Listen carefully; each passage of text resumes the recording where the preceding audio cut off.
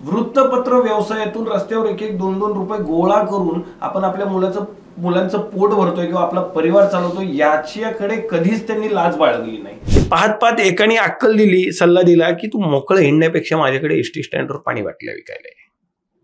घरच्यांचं ऐकत नव्हतो. काही वर्ष पाणी बाटल्या विकल्या. आम्हाला हेच दिसलं की माझा बाप आजही पहाटे 4ला उठतो, तो मरणाचा कष्ट करतो आणि तो जेव्हा 2 वृत्तपत्र विकतोय त्याच्यानंतर माझ्या पोटाची भूक भागली जाते. याच्यावेळी माझा बाप जगातला सर्वश्रेष्ठ बाप माझ्यासाठी. ते एसटी स्टँडवर वडापाव विकणे, वेफर्स विकणे, पाणी बाटली विकणे, ह्याच्यात बाळा काहीच लाज नसते. तू कष्ट करतोयस हे कधी विसरू नको. ज्या दिवशी तू लोकांच्या खिशात हात घालशील, त्यांची पाकिटं मारशील, त्या दिवशी चोर होशील. प्रत्येक गोष्टीला एक काळ असतो. देव कधी कधी काही लोकांना उशिरा देतो, मात्र मला जे दिलंय ते छप्पर फाडके दिलंय. आता हिंदी चॅनल जॉईन करायचं म्हटल्यावर यूपी बिहार हा एक फेम आपल्या महाराष्ट्रात आज सुद्धा आहे. किंवा मराठी माणूस हिंदीमध्ये कमी आहे. एसटी स्टँडवर पाणी बाटल्या विकणं हा मारवाड्याचा मुलगा आहे, याला हे काम शोभतं का? आमच्याच काही परिवारातल्या लोकांकडनं माझ्या विरुद्ध वाईट वाईट शब्दही फार ऐकले. आमच्याकडे जर कोणी याच्या तक्रारी घेऊन आलं तर आम्ही सांगतो हा आमच्यासाठी मेला, आमचा त्याचा संबंध नाही. मी त्यातनं सुद्धा ते सगळे शब्द झेलले मात्र ते फुलांसकट झेलले. स्वतःचं नाव करण्यासाठी, स्वतःचा ब्रँड उभा करण्यासाठी ना काम करत राहा. एक दिवस तुमचं नाव होतं, तुम्ही जिंकता, समोरचा येऊन तुम्हाला सलाम करणार आणि करणार म्हणजे करणारच.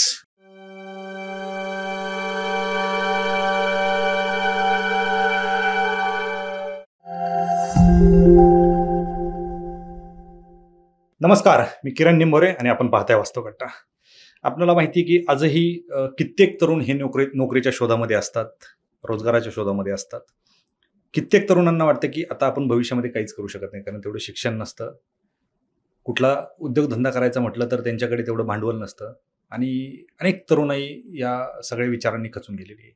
परंतु याच्यातूनही मार्ग काढणारे कित्येक तरुण आज आपल्याला महाराष्ट्रामध्ये, भारतामध्ये चमकताना दिसतात. आज वास्तवकट्ट्यावरती असंच एक युवक की ज्यांनी बसस्टँडवरती पाण्याच्या बॉटल विकल्या, वडापाव विकला, परंतु त्यालाच आपलं विश्व समजून भविष्यात आपल्याला याच्यातच करिअर करायचं किंवा आयुष्यभर आपल्याला बसस्टँडवरतीच बॉटल विकायच्यात, याही पुढे जाऊन आपण काहीतरी करू शकतो ही मनात जिद्द होती.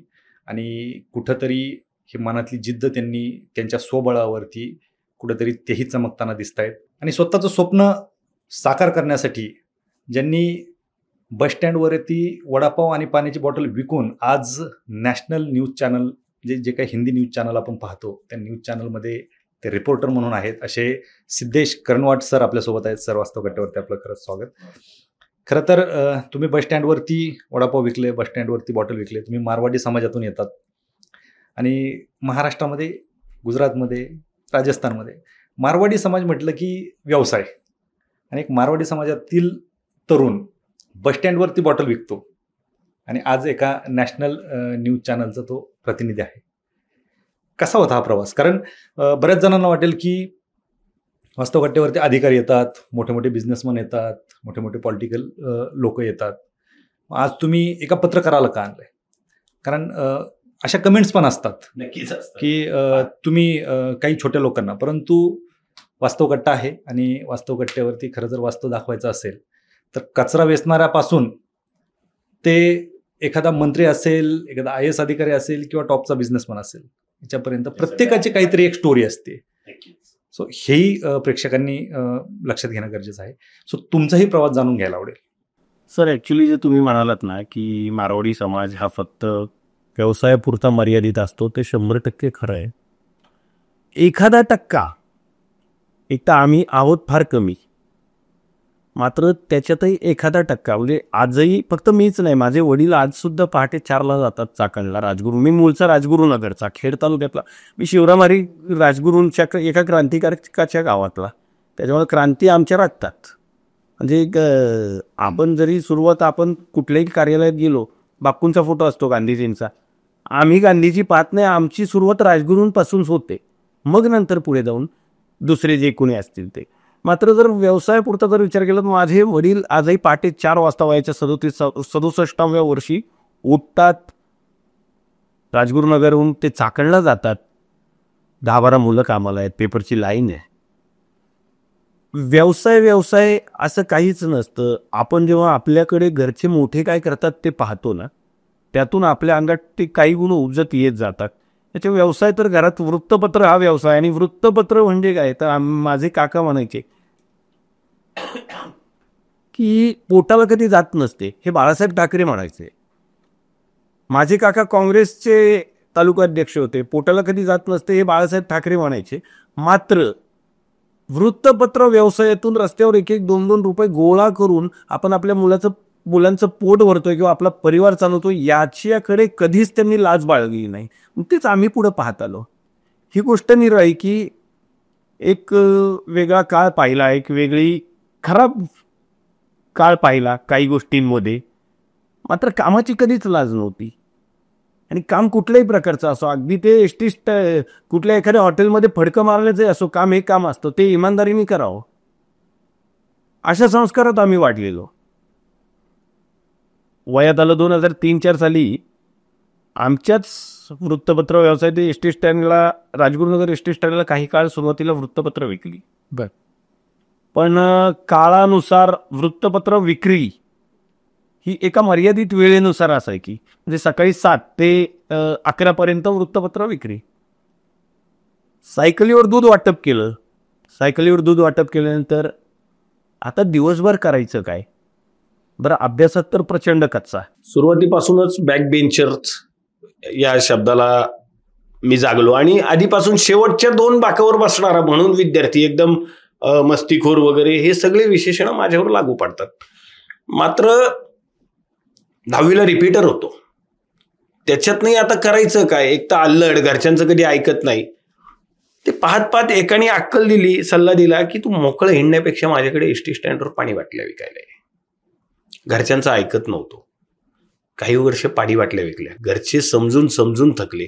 मात्र आपल्याकडं काहीतरी यायला हवं या हेतून पाणी बाटल्या विकल्या. प्रचंड कष्टात, प्रचंड उन्हात, सकाळी 9 पासून ते रात्री 8-8, 9-9 वाजेपर्यंत पाणी बाटल्या विकल्या. त्याही रुबाबाने विकल्या. Jeans, T shirt, shoes. बऱ्याच वेळा मला आठवतं, मुंबईची जेव्हा लोक यायची ती हिंदीमध्ये वगैरे बोलायची, कितने में वगैरे. और बऱ्याच वेळा त्यांनी असे शब्द वापरायचे, हाऊ मच. आणि जेव्हा त्यांनी हाऊ मच हा शब्द वापरले ना, तेव्हा आपण लवकर फटक्यात सांगायचं 15 रुपीज ओनली. तो जो गाडीत बसलेला माणूस असायचा किंवा तो प्रवासी असायचा, तो असा डोळे वर करून पाहायचा, अरे बापरे, इंग्लिश आणि पाणी बाटलीवाला. तर हे फार हसत खेळत मजा करत गेलो. एसटी स्टँडच्या त्या एसटीच्या त्या पहिल्या 9 खिडक्या की त्या बाजूच्या 8 खिडक्या, या बाजूला 4 बाटल्या जाणार की या बाजूला 3 बाटल्या जाणार, हे माझ्या आजूबाजूच्या सहकाऱ्यांबरोबर गप्पा मारत हा काळ फार सुंदरपणे काढला. म्हणजे बऱ्याच वेळा नंतर लक्षात आलं की फक्त पाणी बाटल्या नाही, लोक आपल्याकडून वडापाव पण मागतात. वडापाव केवढ्याला? तर 10 रुपयाला. 10 रुपयाचा वडापाव कागदात बांधल्यानंतर तो थोडासा मोठा होतो, मग आपण त्याला जम्बो हे नाव का देऊ नये? बर, तर कागदाला जम्बो हे नाव देऊन जम्बो वडापाव आमच्याकडे फक्त 10 रुपयाला, त्रास होणार नाही या विशेषणातून. बरं, त्या 10 रुपयात माझे किती मोजून 2 रुपये एक वडापाव विकल्यानंतर. मात्र ते जगातलं सुख होतं साहेब. आज विमानात बसतो, पण त्या 2 रुपयाचा जो रुबाब होता तो आजवर कशातच नाही सापडला. त्याच्यानंतर पाणी बाटली विकायचो, 5 रुपये मिळायचे. 15 रुपयाची पाणी बाटली ती 11 रुपयाला 4 रुपये मिळायचे, आणि 20 रुपये नंतर झाली त्याच्यात 5 रुपये मिळायचे, ती 15 रुपयाला. अच्छा. त्या 8 खिडक्यांमध्ये मी जर 3 विकल्या तर मी त्या दिवशीचा भारी.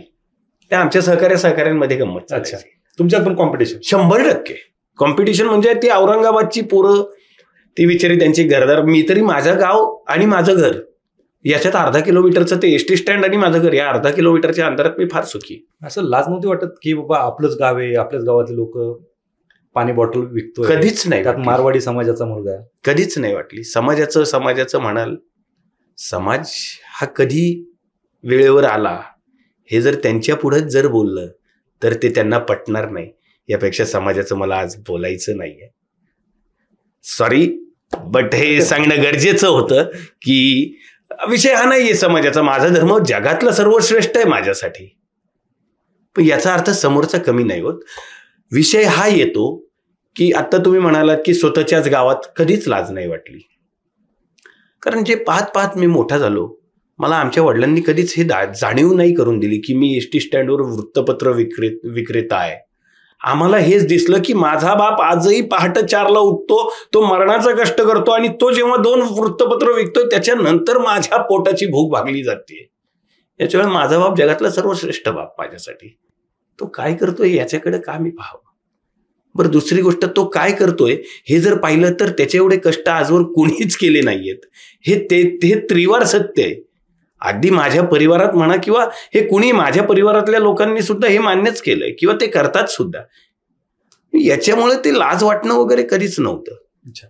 एस टी स्टँडवर निरनिराळ्या प्रकारचे, मी तर आजही एवढंही म्हणतो की मी भारतातल्या सर्वोत्तम पैकी एका युनिव्हर्सिटीत शिकलोय. सर्वोत्तम म्हणजे एक तर रेल्वे स्टेशनची युनिव्हर्सिटी आणि दुसरी एस टी स्टँड. मी एस टी स्टँडच्या युनिव्हर्सिटीचा विद्यार्थी. याच्यामुळे जगाच्या कुठल्याही प्रॉब्लेम मध्ये टाका, मी तिथूनही बाहेर येईल. ही वृत्ती माझ्यात घुसली.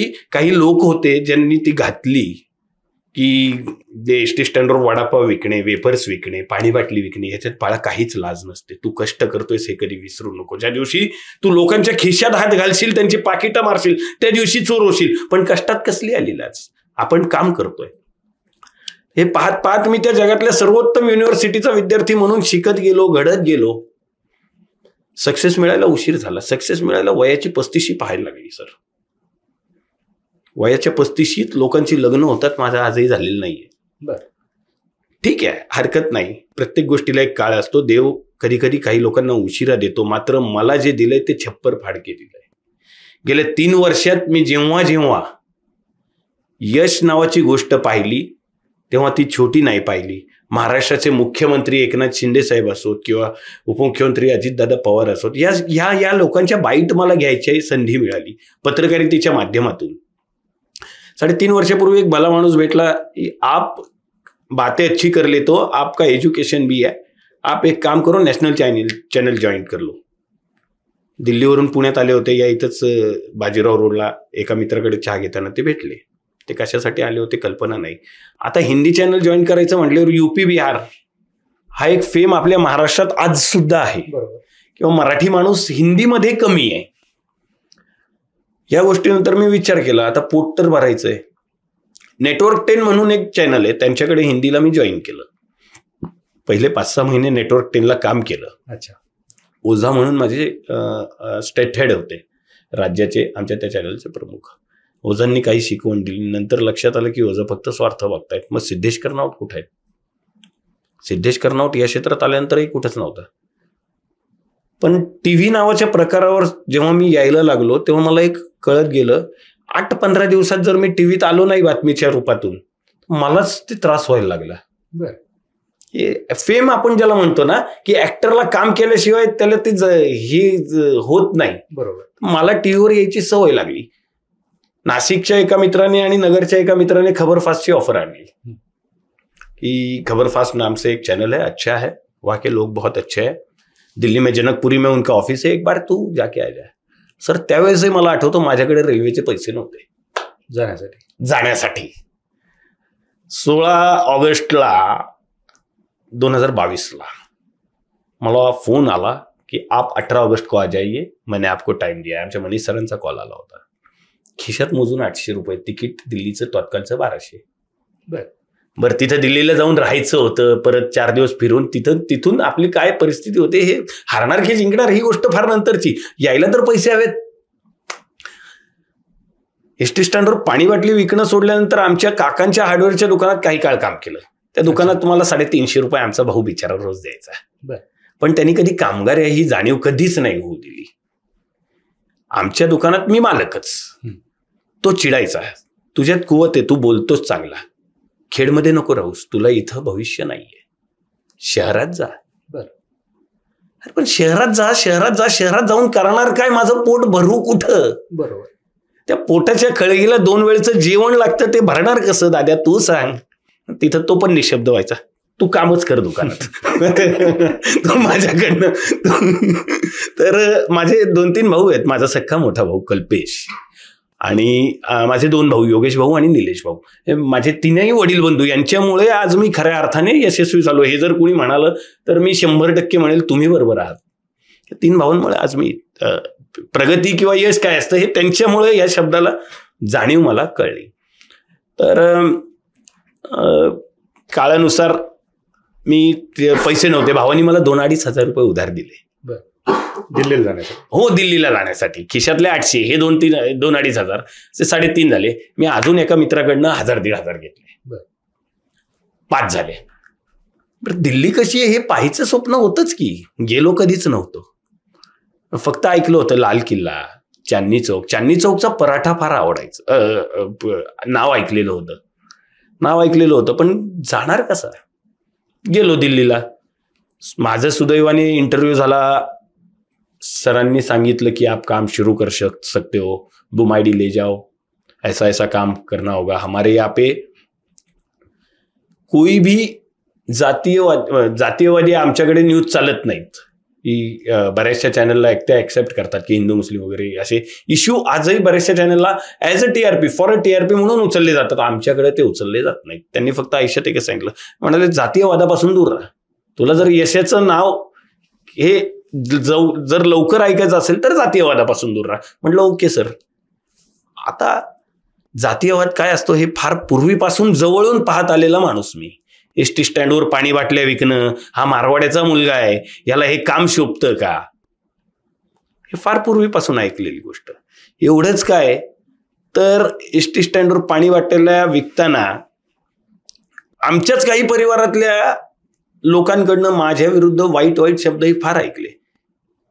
त्यावेळेस ती माझ्याकडे बोलायची काही शब्द नव्हते. आज मात्र बोलू शकतो. मी तर एवढंही ऐकलं, अहो हा काय आमचा भाऊ आहे का. आमच्याकडे जर कोणी याच्या तक्रारी घेऊन आलं तर आम्ही सांगतो हा आमच्यासाठी मेला, आमचा त्याचा संबंध नाही. मी त्यातनं सुद्धा ते सगळे शब्द झेलले मात्र ते फुलांसकट झेलले. आज जेव्हा एक यशस्वी पत्रकार, तालुका संघाचा उपाध्यक्ष म्हणून मी समाजात वावरतो, तेव्हा माझ्या मागे कुणीतरी एक माझं चुलत किंवा अजून कुठला तरी भाऊ गुपचूप सांगत असतो, आमचा लहान भाऊ बरं का. ती वेळ मी आणली स्वतःहून, किंवा देवाने माझी साथ दिली. देव म्हणाले की बाळा तू कर, मी आहे तुझ्यासोबत. माझ्या घरच्यांची साथ मला मिळाली. या सगळ्यातनं जाता जाता गेल्या 3-3.5 वर्षात मी आयुष्यात सर्वात भाग्यशाली समजेल की मला एकनाथ शिंदे हे मुख्यमंत्री असताना त्यांची बाईट घ्यायला चान्स मिळाला. भीमाशंकरला होतो किंवा राजगुरुनगरला सुद्धा एकनाथ शिंदे साहेब घेऊन गेले. तर एकनाथ शिंदे साहेबांचं मुख्यमंत्री कार्यालय आणि मंगेश चिवटे सर हे मुख्यमंत्री वैद्यकीय सहायता कक्षाचे मुख्य, मंगेश चिवटे सर हे आधी पत्रकार होते. त्या कार्यालयातून 2.5 वर्षात जवळपास काहीतरी 400-450 कोटी रुपयांची मदत करण्यात आली. असं म्हणतात की त्या देवळात जेव्हा जेव्हा कुणी महाराष्ट्रातला नागरिक मागायला गेला, त्या देवळातून परत कुणी रित्या हाताने परत आलं नाही. आणि तिथल्या त्या देवाचं नाव होतं एकनाथ शिंदे. मी त्यांना देवाची उपमा देतो. ते माझ्यासाठी जरी देव नसले, ते महाराष्ट्राच्या हजारो गोरगरीब रुग्णांसाठी देव ठरले. लोकांच्या खिशात पैसे नसताना त्यांना जेव्हा त्यांचा आजार नीट करायचा असतो आणि सरकारी दवाखान्यात जेव्हा ते नीट होत नाहीत, तेव्हा त्यांच्या डोळ्यातील अश्रू मी जवळून पाहणारा माणूस आहे. ते प्रत्येक जण पाहतो. मात्र हे पाहिल्यानंतर ना आपण त्या समोरच्याला मदत कशी काय करू शकतो याचं मात्र आपल्याकडे बऱ्याचशा जणांना माहिती नसते. तर सुदैवाने पत्रकार आहे, सरकारी कार्यालयांच्या जवळ असतो. आपल्याला कळतं की एखाद्याला जर गरज लागली तर आपण त्याला कशी मदत करू शकतो. 1 करत करत 2 करत करत 3 करत करत मी वर्षभरात गेल्या 2.5 वर्षात एकनाथ शिंदे साहेब मुख्यमंत्री असताना 95 लाख ते 1 कोटी रुपयांची मदत गोरगरीब रुग्णांसाठी आणू शकलो. तुमच्या तालुक्यात? माझ्या तालुक्यात, माझ्या राजगुरुनगर शहरात. मग ते गावडेंचं हॉस्पिटल असो, आमच्या जैन धर्मार्थ हॉस्पिटल असो, 50-50 बेड्सचे हॉस्पिटल आहे, तिथून मी ते आणू शकलो. आणि जेव्हा त्या रुग्णांच्या चेहऱ्यावरती हास्य पाहिलं ना, तेव्हा वाटतं आयुष्यात देवाने आपल्याला पत्रकार केलं ना, हे एक काम चांगलं करू शकलो, यातच आपल्या आयुष्याचं फलित. अगदी. ज्यावेळेस आता तुम्ही पत्रकार आहात, पण बऱ्यापैकी आम्ही पाहतो की पत्रकारांवरती एक धब्बा लागलेला असतो. पत्रकार कुठेतरी मॅनेज होतात, बातम्या लावण्यासाठी पैसे घेतात. ग्रामीण भागामध्ये विशेषतः हे ऐकायला भेटतं. कितपत तथ्य याच्यात? आता अर्थात तुम्ही पत्रकार आहात, नक्कीच मी नक्कीच. कितपत तथ्य आहे हा प्रश्नच चुकीचा आहे, तरी वास्तव कट्ट्यावर आहोत आपण, वास्तववादी उत्तर तुमच्याकडून अपेक्षित आहे. वास्तववादी उत्तर द्यायचं ना सर, तर तुम्ही म्हणालात ते काही खोटं नाहीये. म्हणजे आज जर मी तुम्हाला सांगितलं की नाव कमवलंय, नाव सांभाळणं फार अवघड असतं. बरोबर. नाव कमवणं सोपं, नाव सांभाळणं अवघड असतं. यासाठी की आजकालचे जे काही नवीन युवक येत आहेत पत्रकारितेत, किंवा कुणीही येतंय माईक हातात धरतंय. मी तर अशी गंमत बघतो, मी 500-600 लोकांचा व्हॉट्सअप ग्रुप चालवतो, जेणेकरून काही प्रॉब्लेम्स असतील किंवा काही बातम्या असतील तर त्याच ग्रुपमध्ये संपूर्ण महाराष्ट्रातली काही पत्रकार आहेत, राजकीय लोक आहेत आणि मंत्रालयातील फर्स्ट क्लास अधिकारी सुद्धा आहेत. एक पत्रकार आहेत, टिंब नाव आणि त्याच्या वृत्तपत्राचं नाव येतं. या महाशयांनी काय केलं, मागे बीडची एक बातमी होती का मुख्यमंत्र्यांनी, फडणवीसांनी तिथं काहीतरी जाहीर केलं सीएम साहेबांनी, आणि ती बातमी संबंधित बीड तालुक्यातल्या काहीतरी एखाद्याने लिहिली असेल, ती बातमी प्रिंटमध्ये आली आणि ते आपल्याकडे आता सोशल मीडियावर डायरेक्टली प्रिंट नाही येऊन PDF रूपात सादर होते. या महाशयांनी ती कॉपी पेस्ट केली आणि स्वतःच्या नावाने खेड तालुक्यात आणली. म्हणजे जर पत्रकारिता इथवर येत असेल तर मला कधी कधी काही लोकांशेजारी उभं राहायला सुद्धा चुकीचं वाटतं. कारण जर आजच्या काळापुरतं बोलायचं झालं तर 500 रुपये दे मी तुझी बातमी करतो ही वृत्ती बाळावत चालली आहे पत्रकारितेत. आता याच्यात कोण आलं, 500 रुपये दे, 1000 रुपये दे, याच्यात आले काही युट्यूबर्स. पोट सर्वांना आहे, पोटाची खळगी सुद्धा सर्वांना भरायची असते, मात्र पैसा नावाची गोष्ट आपण केव्हा कुठे कधी मागावी याचं जर ताळतंत्र कोणाला नसेल तर त्यांनी पत्रकारिता नक्कीच करू नये. वृत्तपत्र व्यवसायात म्हणजे प्रिंट मीडियात जर विचार केला तर प्रिंट मीडिया हा जाहिरातीच्या व्यवसायावर चालतो. इलेक्ट्रॉनिकचं सुद्धा तसंच आहे. बरोबर. प्रिंट आणि इलेक्ट्रॉनिक हा आम्हा पत्रकारांचं पोट भरायचा मुख्य मार्ग काय आहे तर जाहिरात. आणि याच्या उपरांत जाहिरात सोडली पोट भरत नाही, म्हणून काय तर संपूर्ण दिवस पत्रकारितेने पोट आपलं भरू शकत नाही, म्हणून 50% दिवसातला अर्धा दिवस काहीतरी आपल्या खाजगी व्यवसायाला वेळ द्यावा आणि अर्धा दिवस पत्रकारिता करावी. असं जमतं हो, पर्याय नसतो. ग्रामीण भागात कधी कधी पर्याय नसतो. शहरातली जी आजची सो कॉल्ड थिंकिंग आहे ती थोडीशी वेगळी. वेगवेगळे चॅनल्स, वेगवेगळे प्रिंट जे आहेत, सकाळ असेल किंवा आणखीन कोणी मोठे असतील, ते शहरातल्या पत्रकारांना पगार देतात. मात्र ग्रामीण भागात आजही तसं नाहीये. मग हे चालतं कसं? तेच तर सांगितलं, जाहिरातीतून जो रेव्हेन्यू मिळतो त्यातील जे टक्केवारी पत्रकारांना मिळते, उदाहरणार्थ जर 10-15 हजाराची जाहिरात असेल तर त्या जाहिराती 10 हजाराच्या जाहिरातून 15% हे त्या पत्रकाराचं कमिशन. तेही आधी पत्रकाराकडे येत नाही, ते डायरेक्ट ते संबंधित वृत्तपत्राकडे किंवा चॅनलच्या नावाने जातं. तेव्हा ते 10%, 15% आम्हाला महिन्या 1.5 महिन्यातून येतात. त्याच्यावर आमची पोटं चालतात. अच्छा, जसं तुम्ही आधी पाणी बॉटल विकत होता तिथे कॉम्पिटिशन होतं, पत्रकारितेत असतं? आता तुम्ही कॉम्पिटिशन अनुभवता? पत्रकारितेत कॉम्पिटिशन आहे, निश्चित आहे. कारण सांगतो की जेव्हा आपण बातमीत शब्द काय टाकतो, बातमीत आपली टॅगलाईन काय असावी, या कॉम्पिटिशन कशात असावं तर आपल्या शब्दांच्या खेळावर असावं. हे नाही की माझी बातमी तू कधी येते किंवा तुझी बातमी किती लवकर येते, ह्यापेक्षा आपल्या बातमीच्या शब्दांवर कॉम्पिटिशन असावं. आणि माझ्या सुदैवाने जे माझे गुरु आहेत त्यांनी मला ते शिकवलं की बातमीचे शब्द कसे असावेत. म्हणजे आमच्या तालुका संघाचे अध्यक्ष आहेत कोंडीभाऊ पाचारणे, त्यांना एक सिनियर आहेत एकनाथ चांडबर, तुकाराम बोंबले आहेत. यांनी मला शब्दांचे खेळ कसे कागदावर उतरवावेत हे शिकवलं. शब्द हे शस्त्र असतात, पण हे शस्त्र कसं वापरावं हे त्यांनी उत्तमपणे मला ज्ञान दिलं. अच्छा, आता जर तुम्ही म्हणाल की गेल्या 2.5-3 वर्षात तू हे शिकू शकलास का, हो मी निश्चित शिकलो. कारण 2.5-3 वर्षात जर त्यांनी मला कुवत पाहून तालुका संघाचा उपाध्यक्ष केलं तर नक्कीच त्यांनी सुद्धा विचार केला असेल. अर्थातच, नक्कीच. खेड तालुका हा राजगुरूंचा तालुका, शिवरामहरी राजगुरूंच्या तालुक्यातून एक अशा तालुक्यातून मी येतो की ज्या आशिया खंडात सर्वात मोठी MIDC आमच्या तालुक्यात आहे. तिथे निश्चितच बरेच वेळा पत्रकारांना पैसे घेण्याची ऑफर येते, 100% येते.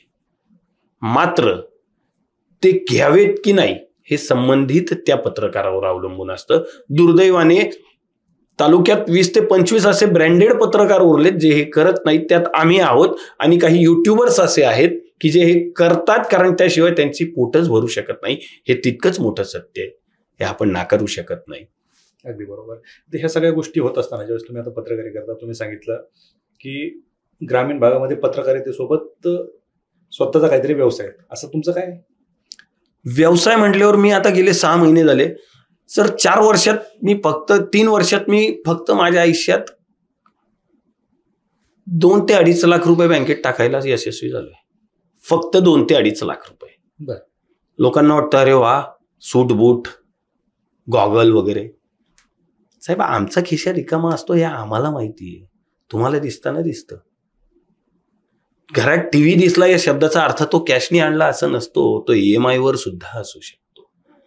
हे जर पाहणाऱ्यांनी विचार केला तर त्याचे डोळे उत्तम, या मताचा मी आहे. आता काहीतरी वाटतं की स्वतःचा व्यवसाय असावा. वडिलांच्या व्यवसायावर 38 वर्षाच्या मुलाने किती वर्ष जगणार? बाप म्हणून त्यांनी माझ्यासाठी केलं, मुलगा म्हणून मी कधी करणार? या सगळ्या मार्गातून आता काहीतरी व्यवसाय पाहतोय, स्टेबल झालोय. स्टेबल नाही असं नाहीये. जाहिरातीच्या माध्यमातून एक विशिष्ट रक्कम आजही अकाउंटला येते, मात्र ती तेवढ्या पुरती मर्यादित ठेवावी का? तर नाही. एसटी स्टँडला बाटल्या विकल्या, त्याच्यानंतर पत्रकार झालो. आज कुठे मी विमानातून येतो जातो प्रवास करतो तेव्हा जाणवतं खिशात पैसा असल्याशिवाय लोक आपल्याला किंमत देणार नाहीत.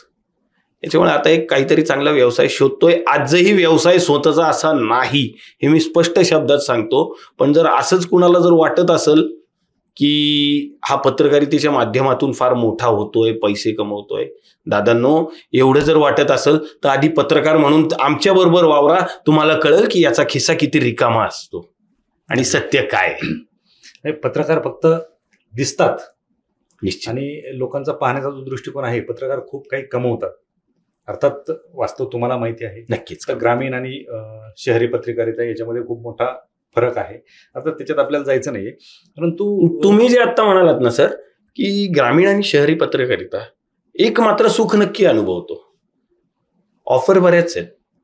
40 किलोमीटर येणं जाणं मला काहीच अवघड नाही, किंवा इथे पुण्यात येऊन राहणं हे काहीच बिलकुल अवघड नाही, अजिबात नाही.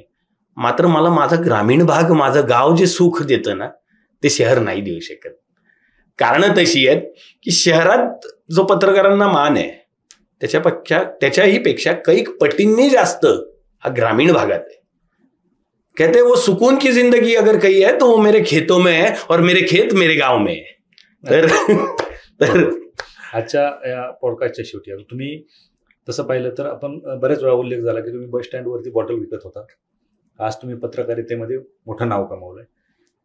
काय सल्ला द्याल विद्यार्थ्यांना किंवा तरुणांना की जे रोजगारासाठी किंवा कुठेतरी उपजीविकेचं साधन तयार करण्यासाठी धडपडत आहे?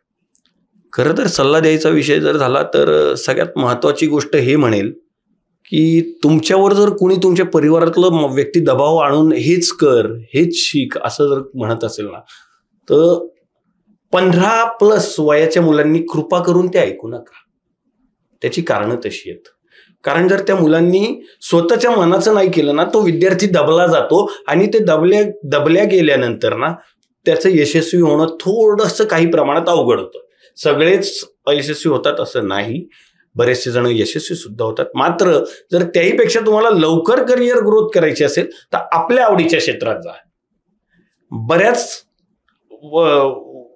बराच मोठा काळ मी टीव्हीवर पत्रकार व्हायच्या आधी मी माझ्या लहानपणी ना 2005, 2007-08 साली जितेंद्र दीक्षित, उमेश कुमावत यांना पाहायचो. अगदी पुण्यात पंकज खेळकर, मंदार गुंजारी यांना टीव्हीवर पाहायचो, अद्वैत मेहता हे पाहायचो. आणि नंतर मग असं वाटायचं किती छान टीव्हीवर कसला रुबा बसेल याचा. ऍक्च्युली ना ते फक्त काम करताना त्यांचं काम करायचंय, मात्र मला तसं व्हायचंय ही एक तेव्हापासून डोक्यात होतं. भले बॅक बेंचर असेल, मी त्या ठिकाणी पोचल्यानंतर आजही जेव्हा माझे गुरु जे पुण्यात काम करतायत त्यांच्याकडे पाहतो तेव्हा वाटतं येस, आज जर मी पुण्यात आल्यानंतर त्यांच्या शेजारी बसून अर्धा कप चहा जरी पिला ना, मग माझ्या क्षेत्रातले कष्ट मी यशस्वी ठरलो. मुलांना हेच सांगणं आहे, सक्सेस के पीछे मत भागो, आप सिर्फ करते रहो, सक्सेस आपके पीछे झक मार के आएगा. पैशाच्या मागे पळालं ना, पैसा अजून लांब पळतो.